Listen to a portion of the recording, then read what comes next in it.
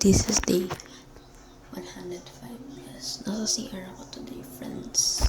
Years ako. Kasi, trip ko lang, diba? So, yun.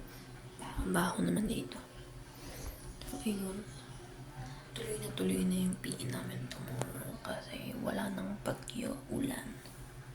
Yes, wala nang magpapakancel ng pasok dyan. Yes, tas yung exam namin sa Friday na. Tas ako wala pa akong review. Like, chill. 2 peta yung iaano namin bukas. Yung P6 tas yung PE. Grabe, diba? Kinombo kami bukas.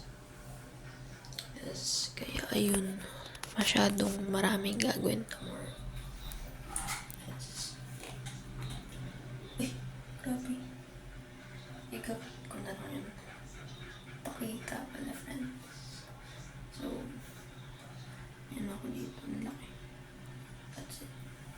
So, yun lang. Kasi pumapulok lang ako. Bumubulong lang ako dito. Baka marinig ako sa labas. So, yun lang. So, yun out for today.